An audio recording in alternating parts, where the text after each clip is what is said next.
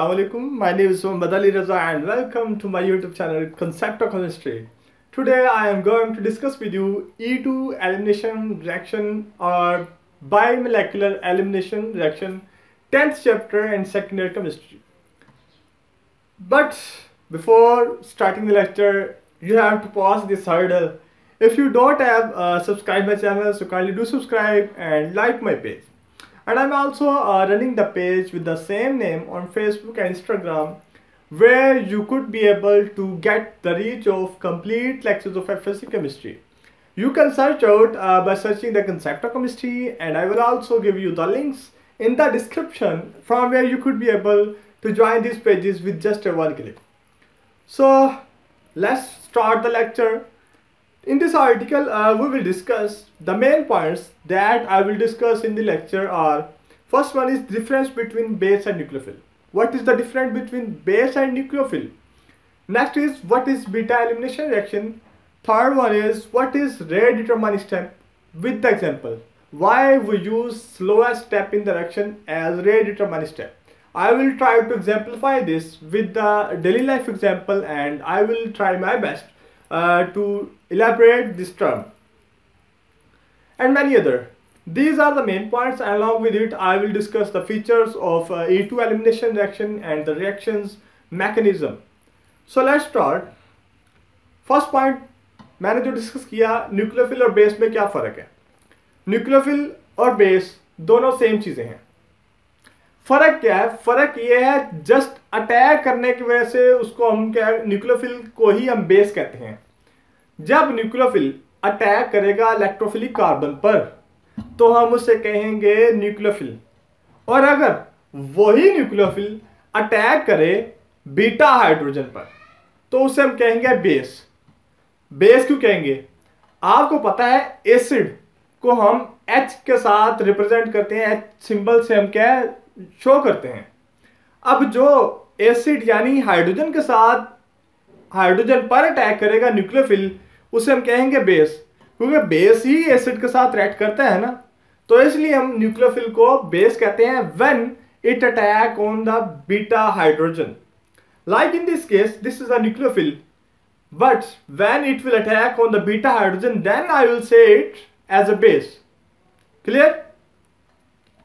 As base react with acid like hydrogen. तो यही reason है कि हम न्यूक्लियोफिल को बेस क्यों कह रहे हैं, क्योंकि ये बीटा हाइड्रोजन पर अटैक करता है, तो इस रीजन की वजह से. सो नेक्स्ट चलते हैं. इस लेक्चर में ना आपका एक और कंसेप्ट यूज होना, वो क्या है, अल्फा और बीटा कार्बन का पता होना चाहिए. क्योंकि इस जो मतलब एलिमिनेशन में हमने देखना है न्यूक्लियोफिल का अटैक बीटा हाइड्रोजन पर.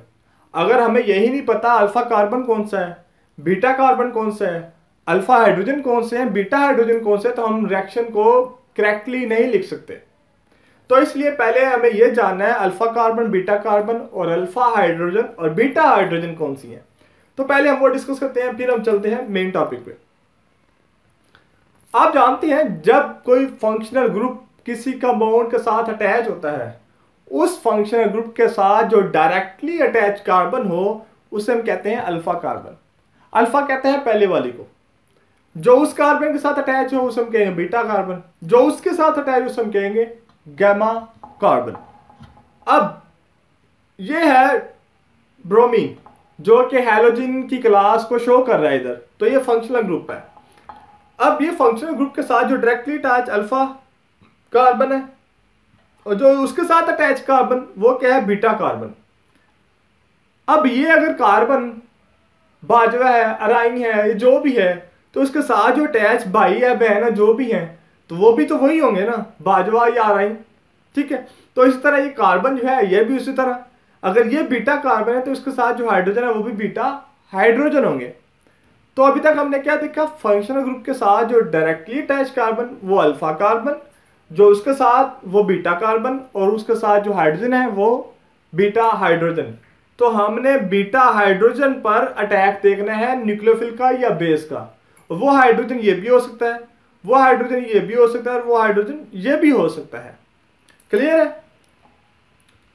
Do you know about nucleophile and electrophile? चूंकि हम टर्म यूज कर रहे हैं कि न्यूक्लियोफिल जो है, बेस जो है वो न्यूक्लियोफिल ही है, लेकिन इसके एक और टर्म होती है जिस पर इसने अटैक कर रहा है, उसे क्या कहते हैं, इलेक्ट्रोफिल। इसको ना मैं इजीली टर्म जो मैंने मतलब याद रखी हुई है जिससे आपको भी आसानी हो सकती है, वो क्या है, इलेक्ट्रोफिल ना इलेक्ट्रॉन के लिहाज से गरीब होता है, इलेक्ट्रॉन डेफिशिएंट को कहते हैं इलेक्ट्रोफिल। दूसरी तरफ न्यूक्लियोफिल क्या है, वो इलेक्ट्रॉन के लिहाज से अमीर होता है, उसे कहते हैं इलेक्ट्रॉन रिच, उसको न्यूक्लियोफिल कहते हैं। किस सब्सटेंस पर नेगेटिव जो चार्ज होता है ना, वो हमें बताता है कि उसके पास इलेक्ट्रॉन ज्यादा है, वो न्यूक्लियोफिल है। और अगर किसी पर पॉजिटिव है तो मतलब वो इलेक्ट्रॉन डेफिशिएंट है, तो वो इलेक्ट्रोफिल है। क्लियर है इधर तक? नेक्स्ट चलते हैं। During nucleophile substitution, nucleophile also attack on beta hydrogen attach with the beta carbon along with alpha carbon. कहता है, इससे प्रीवियस आर्टिकल में हमने डिस्कस किया था SN1 और SN2 न्यूक्लियोफिलिक सब्स्टिट्यूशन रिएक्शंस। उसमें क्या था, न्यूक्लियोफिल जो था वो अटैक कर रहा था कार्बन पर, इलेक्ट्रोफिलिक कार्बन पर, लेकिन उसने कहा अल्काइल हैलाइड में इलेक्ट्रोफिलिक कार्बन के साथ साथ बीटा हाइड्रोजन जो है ना वो भी इलेक्ट्रॉन डेफिशिएंट है। न्यूक्लियोफिल ने कहा अच्छा, तो फिर उस वक्त न्यूक्लियोफिल को पता चला कि मैं बीटा हाइड्रोजन पर भी अटैक कर सकता हूं। ठीक है, तो इधर हम बीटा हाइड्रोजन पर अटैक को डिस्कस करेंगे न्यूक्लियोफिल का। नेक्स्ट चलते हैं। Attack on electrophilic hydrogen gives us alkyne instead of substitution product. जब न्यूक्लियोफिल अटैक करेगा इस बीटा हाइड्रोजन पर, इस बीटा हाइड्रोजन पर या इस बीटा हाइड्रोजन पर, तो हमें मिलेगा डबल बॉन्ड, यानी अल्कीन, यानी unsubstituted product instead of substitution product. Substitution product क्या होता है? सब्स्टिट्यूशन प्रोडक्ट वो होता है कि उससे मैं एक एटम लूं और उसकी जगह कोई और ऐड करवा दूं। जिस तरह हम दुकान पे जाते हैं, क्या करते हैं, 5 रुपए की चीज लेनी है, 5 रुपए उसको देता हूं, 5 रुपए का बिस्किट ले लेता हूं, ये सब्स्टिट्यूशन है। ठीक है, एक आइटम निकाले दूसरा आइटम उसकी जगह लगा दें, ये है सब्स्टिट्यूशन। लेकिन इधर ऐसा नहीं होता, हम निकालते तो हैं कंपाउंड से लेकिन उसे देते नहीं है। इस वजह से इसको हम एलिमिनेशन कहते हैं। बीटा एलिमिनेशन क्यों कहते हैं? क्योंकि हम बीटा से हाइड्रोजन को निकालते हैं, तो इसलिए हम इसको बीटा एलिमिनेशन कहते हैं।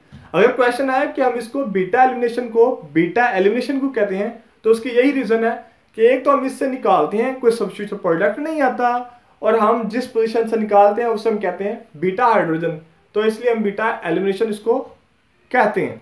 मैं इसको अब समझाऊंगा कि किस तरह ये डबल बॉन्ड इसके अंदर एग्जिस्ट करेगा जब हम एलिमिनेशन करवाएंगे। ठीक है, तो नेक्स्ट चलते हैं।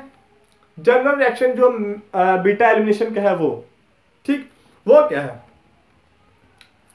बेस ने अटैक करना है किस पर? बीटा हाइड्रोजन पर, और ये बीटा हाइड्रोजन या ये ले ले या ये ले ले, उससे कोई फर्क नहीं पड़ता। तो मैं बेस को अटैक करूंगा ना जब इस हाइड्रोजन पर, तो फिर क्या होगा? आप जानते हैं जब किसी कंपाउंड में न्यूक्लियोफिल ऑलरेडी मौजूद हो और आप एक नया न्यूक्लियोफिल ऐड करवाना चाहें और वो आने वाला न्यूक्लियोफिल पहले से मौजूद न्यूक्लियोफिल से स्ट्रांगर हो, तो ये न्यूक्लियोफिल ना बहुत आराम से चला जाता है और ये कंपाउंड में आकर अटैच हो जाता है। अगर न्यूक्लियोफिल के आने से पहले से मौजूद न्यूक्लियोफिल आसानी से चला जाए, उसे हम कहते हैं गुड न्यूक्लियोफिल। अगर वो उसको निकालना मुश्किल हो, फिर हम उसे कहते हैं बैड न्यूक्लियोफिल। गुड न्यूक्लियोफिल और बैड न्यूक्लियोफिल की टर्मिनोलॉजी आपके चैप्टर 10 में अल्काइल हैलाइड में डिस्कस भी किया गया है। लेकिन ये जो अल्काइल हैलाइड, ये जो हैलोजन है ना, क्लोरीन, फ्लोरीन, ब्रोमीन, फ्लोरीन तो नहीं, क्लोरीन, ब्रोमीन, ये जो है ये बहुत अच्छे न्यूक्लियोफिल है। जब इनको पता चलता ना कोई न्यूक्लियोफिल आ रहा है, ये चुप करके चले जाते हैं। ठीक, इनको कहना भी नहीं पड़ता। ऐसा ही केस इधर है। क्या है? बेस आ रही है, उसके पास इलेक्ट्रॉन है, मतलब न्यूक्लियोफिल है। इधर आपके पास ऑलरेडी मौजूद है ब्रोमीन, जो कि न्यूक्लियोफिल है। जैसे जैसे वो आएगी वैसे वैसे ये इधर से जाती है, जैसे वो इधर अटैच होगी ये इधर से जा चुका होगा। क्लियर है इधर तक? ये एक पॉइंट है, मतलब बेस आया, न्यूक्लियोफिल चला गया। अब इस सारे प्रोसेस की वजह से जो चेंजिंग आती है ग्रुप में, कंपाउंड में, उसकी वजह से आपके पास आता है डबल बॉन्ड। वो मैं आपसे अब शो करता हूं कैसे। अब जब न्यूक्लियोफिल आएगा तो इस ब्रोमीन ने जाना है। ब्रोमीन की इलेक्ट्रॉन नेगेटिविटी है ज्यादा, 2.9 ऑलमोस्ट, और कार्बन की है 2.5। मतलब कि इस ग्रुप में ना ब्रोमीन की पावर ज्यादा है कार्बन से, क्या होगा, ब्रोमीन जाते जाते ना कार्बन का भी इलेक्ट्रॉन ले जाएगा और अपना ये वाला इलेक्ट्रॉन भी ले जाएगा, मतलब ये बॉन्डिंग पेयर जो है ना ये ले जाएगा। ये आपके पास एज ए रिलीज होगा बी आर नेगेटिव के केस में।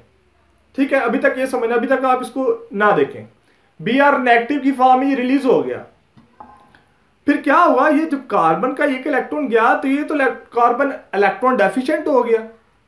ऐसे ही है, इसके पास वैलेंस मतलब शेल में ना 4 इलेक्ट्रॉन होते हैं, जब ये चला गया एक रह गया इलेक्ट्रॉन, ठीक है, 3 रह गए, एक चला गया 3 रह गए इसके पास। अब क्या हुआ, अब इधर से जब बेस अटैक करेगा हाइड्रोजन पर, इस कार्बन की पावर ज्यादा है अब हाइड्रोजन से, ब्रोमीन की ज्यादा है कार्बन से, कार्बन की ज्यादा है हाइड्रोजन से, और जिसकी पावर ज्यादा होती है ना वो अपने कम पावर वाले के एटम के ना इलेक्ट्रॉन खींच लेता है। इधर कार्बन ऐसे करता है, इस हाइड्रोजन को निकाल लेता है, एक इसका ये हाइड्रोजन का इलेक्ट्रॉन, एक इसका कार्बन का इलेक्ट्रॉन, ये कार्बन दोनों इलेक्ट्रॉन को अपने पास रख लेता है और हाइड्रोजन को निकाल देता है प्रोटॉन की फॉर्म में। क्लियर है? अभी ब्रोमीन जो इधर से निकला था उसके पास है इलेक्ट्रॉन ज्यादा, हाइड्रोजन जो इधर से निकला है उसके पास है इलेक्ट्रॉन कम, तो ये हाइड्रोजन ब्रोमाइड आपस में बॉन्ड बनाते हैं, ये आपके पास आ जाता है हाइड्रोजन ब्रोमाइड। अब हम चलते हैं दूसरी साइड पे, वो कैसे, इस कार्बन के पास हो गया था इलेक्ट्रॉन डेफिशिएंट, क्यों, ब्रोमीन इसका इलेक्ट्रॉन भी ले गया था। इस कार्बन के पास एक इलेक्ट्रॉन तो ये आया, एक इलेक्ट्रॉन ये आया है, ये क्या करेगा, इस कार्बन को चाहिए एक इलेक्ट्रॉन और इसके पास है 5 इलेक्ट्रॉन, इसको एक देना है और इसको एक लेना है, तो ये कार्बन क्या करेगी, ये पूरा इलेक्ट्रॉन पेयर ना इधर शिफ्ट करवा देगा। ठीक है, बॉन्ड जो होता है वो 2 इलेक्ट्रॉन से ही बनता है ना, अब इसके पास तो इलेक्ट्रॉन देने के लिए नहीं है, बॉन्ड बनाने के लिए, लेकिन इसके पास तो 2 हैं, वो कहता है टेंशन न लो, मैं ही 2 बॉन्ड देता हूं और 2 इलेक्ट्रॉन देता हूं और हम आपस में क्या है बॉन्ड बनाते हैं शेयरिंग से। तो ये कार्बन ना ये वाला इलेक्ट्रॉन पेयर इधर शिफ्ट करता है, तो आपके पास इस तरह डबल बॉन्ड आता है। क्लियर है ये पॉइंट कैसे डबल बॉन्ड आया? सो नेक्स्ट चलते हैं, टाइप्स ऑफ एलिमिनेशन रिएक्शन कितनी है, 2 टाइप्स है, एक है E2 एक है E1। किस बेस पे है, ये इस बेस पर है कि रिएक्शन जो है एक स्टेप में होता है या 2 स्टेप्स में होता है, उस बेस पर इसको टाइप्स को डिवाइड किया गया है E2 और E1। अब इधर एक पॉइंट बहुत इंपॉर्टेंट पॉइंट है, जिससे आपको कंफ्यूजन अगर हो तो उससे कंफ्यूजन आपकी दूर हो सकती है। मोस्टली स्टूडेंट्स कंफ्यूज होते हैं SN2 लिखते हुए कि ये शायद एक स्टेप में होता है या 2 स्टेप में होता है। एग्जाम के दौरान अगर E2 लिख रहे हैं तो उसमें भी ये कंफ्यूजन हो सकती है कि पता नहीं एक स्टेप में होता है या 2 स्टेप में होता है, और इसी तरह SN1 SN2 में। इसका एक ही पॉइंट है, वो क्या है, जिसके साथ 2 हो वो एक स्टेप में होगा और जिसके साथ 1 हो वो 2 स्टेप में होगा। SN2 और E2 ये एक स्टेप में होते हैं, SN1 और E1 ये 2 स्टेप में होते हैं। क्लियर है? सो नेक्स्ट चलते हैं, same like SN2 in E2 nucleophile attack and leaving group leaves at the same time with the formation of carbon to carbon double bond। अब मैंने आपसे पहले डिस्कस किया, ये जो हैलोजन है ना ये बहुत अच्छा न्यूक्लियोफिल है, इनको जब पता चले कि न्यूक्लियोफिल है आ रहा तो ये चले जाते हैं। अब इधर जब बेस जैसे जैसे आता जाता है ब्रोमीन या हैलोजन जो है वो जाता है, जब ये पहुंच जाता है उनके साथ अटैच हो जाता है बेस, तो ये उस वक्त क्या है चला जाता है। तो इस तरह न्यूक्लियोफिल का अटैक और लिविंग ग्रुप का छोड़ना एक ही टाइम पर होते हैं, इसलिए हम इसको कहते हैं E2। ठीक है, और इधर आपके पास फिर रिजल्ट में क्या होता है, formation of carbon to carbon double bond होता है, carbon to carbon double bond बनता है, वो मैंने आपसे पहले डिस्कस कर दिया कैसे डबल बॉन्ड बनता है। कार्बन ब्रोमीन जो है इस कार्बन का भी एक इलेक्ट्रॉन ले जाता है और अपना भी साथ ले जाता है, यह कार्बन इलेक्ट्रॉन डेफिशिएंट हो जाती है, यह कार्बन अपना भी एक इलेक्ट्रॉन लेती है और एक हाइड्रोजन का भी ले लेती है, तो इसके पास 5 इलेक्ट्रॉन हो जाते हैं, इसके पास 3 हो जाते हैं, तो मतलब 5 और 3 8 होते हैं। तो अगर ये शेयरिंग कर ले तो दोनों के 4 हो जाएंगे, ऐसे ही है। तो ये कार्बन पे क्या है, इस इलेक्ट्रॉन पेयर को इधर शिफ्ट करवा देती है, तो इस तरह आपके पास इधर डबल बॉन्ड आ जाता है बिटवीन कार्बन टू कार्बन। तो इसलिए एलिमिनेशन से एल्कीन के कंपाउंड एग्जिस्ट करते हैं। क्लियर है?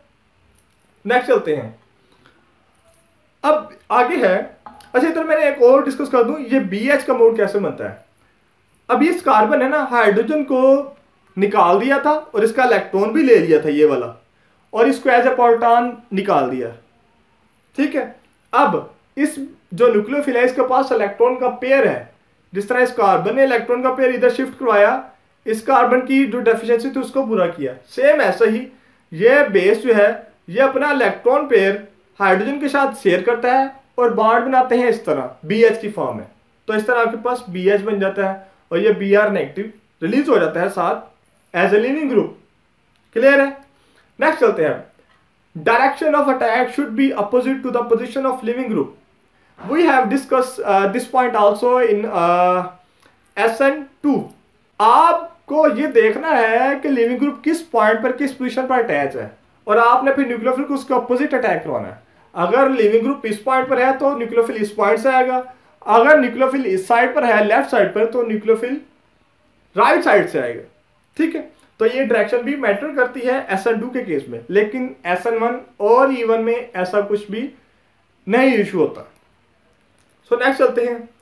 Rate of reaction is dependent of both reactants, so it is second order reaction. अब इससे पहले ना हमें रेट डिटरमाइनिंग स्टेप का पता होना चाहिए। रेट डिटरमाइनिंग स्टेप के बाद हम रेट ऑफ रिएक्शन फाइंड करते हैं, फिर हम ऑर्डर फाइंड करते हैं, फिर हम मोलेक्युलरिटी फाइंड करते हैं। पहले रेट डिटरमाइनिंग स्टेप क्या है, उसके बाद रेट ऑफ रिएक्शन, उसके बाद मोलेक्युलरिटी या उसके बाद फिर ऑर्डर। ये पहले रेट डिटरमाइनिंग स्टेप फाइंड करते हैं। फिर अब रेट डिटरमाइनिंग स्टेप पहले मैं आपसे डिस्कस करता हूं, फिर मैं रेट ऑफ रिएक्शन पे आऊंगा। रेट डिटरमाइनिंग स्टेप क्या होता है? अगर तो एक ही रिएक्शन है फिर तो वही आपका रेट डिटरमाइनिंग स्टेप है। अगर एक से ज्यादा रिएक्शन है फिर जो स्लोएस्ट होता है ना वो आपका रेट डिटरमाइनिंग स्टेप होता है। फिर रेट डिटरमाइनिंग स्टेप में जो रिएक्टेंट्स होते हैं उनकी कंसिडरेशन बताती है कि रेट ऑफ रिएक्शन क्या है। अब चूंकि हमारे पास इधर एक यही रिएक्शन हो रहा है, यही रेट डिटरमाइनिंग स्टेप है, तो इसका जो रेट ऑफ रिएक्शन क्या होगा, इसकी कंसिडरेशन का प्रोडक्ट और इसकी कंसिडरेशन का प्रोडक्ट, ये हमारे पास आएगा रेट ऑफ रिएक्शन। ये क्या बताता है rate of reaction? Rate of reaction बताता है कि इसकी कंसिडरेशन और इसकी कंसिडरेशन दोनों बताएंगी कितना प्रोडक्ट बनेगा। अगर मैं बेस को कांस्टेंट रखूं, अल्काइल लाइट की कंसिडरेशन डबल कर दूं, तो मेरे पास जो प्रोडक्ट आएगा ना पहले से डबल आएगा, रेट ऑफ रिएक्शन डबल हो जाएगी। इसी तरह अल्काइल लाइट को कांस्टेंट रखूं, बेस को डबल कर दूं, फिर उसी तरह आपके पास रेट ऑफ रिएक्शन क्या है, डबल हो जाएगा। इसको मैं according to the collision theory explain कर सकता हूं। कुलेयन थ्योरी कहती है कि जब आप कंसंट्रेशन बढ़ाएंगे ना उतनी आपस में कुलेयन होगी रिएक्टेंट्स के दरमियान, जितनी इंटरेक्शन होगी उतनी कन्वर्जन होगी, उतना प्रोडक्ट बनेगा आपके पास।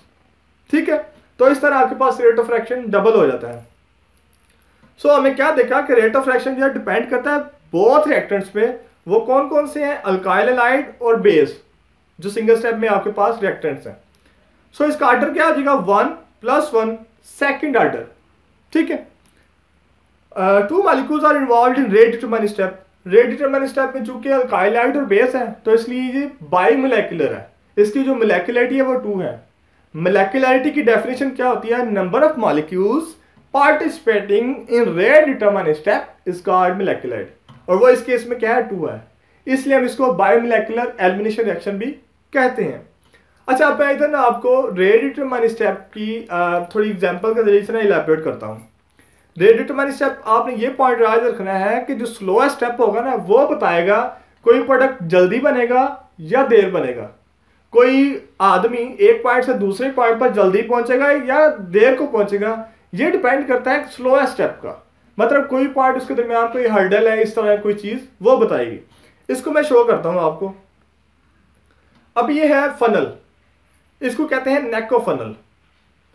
अगर मैं इसके अंदर डालना चाहता हूं पानी, तो ये जो इसकी नेक की जो विड्थ है ना, इसकी जो मतलब पतली है या चौड़ी है, जैसे भी इसको जो विड्थ है ना वो बताएगी पानी जल्दी एंटर करवा सकूंगा या पानी देर को एंटर करवा सकूंगा। अगर तो इसकी विड्थ है कम तो पानी मुझे एंटर करवाने में देर लगेगी, अगर इसकी विड्थ है ज्यादा तो पानी मुझे एंटर करवाने में देर नहीं लगेगी। आप देख रहे हैं इधर ये वाला जो पॉइंट है ना, ये बता रहा है कि रेट ऑफ रिएक्शन मतलब जो काम मैं करना चाहता हूं वो जल्दी होगा या देर को, ये वाला पॉइंट बता रहा है। तो जो पॉइंट डिसाइड कर रहा हो उसे ही हम कहते हैं रेट डिटरमाइनिंग स्टेप। क्लियर है? एक और एग्जांपल से मैं समझाता हूँ। हर मुल्क में, हर शहर में कोई ना कोई ऐसा पॉइंट होता है ट्रैफिक जहां पर जाम होती है।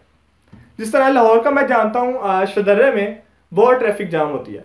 अगर कोई आदमी चाहे कि लाहौर से गुजरांवाला जाना है, तो मैं उसे कहूँगा अगर आपका शदर्रे में ट्रैफिक जाम में टाइम कम लगता है तो आप जल्दी जा सकते हैं गुजरांवाला में। अगर आपका टाइम लगेगा ज़्यादा ट्रैफिक जाम में तो आप देर को पहुँचेंगे। तो इस तरह कौन सा पॉइंट डिस्कस कर रहा है, कौन सा पॉइंट डिटरमाइन कर रहा है कि आदमी जल्दी पहुंचेगा या देर को।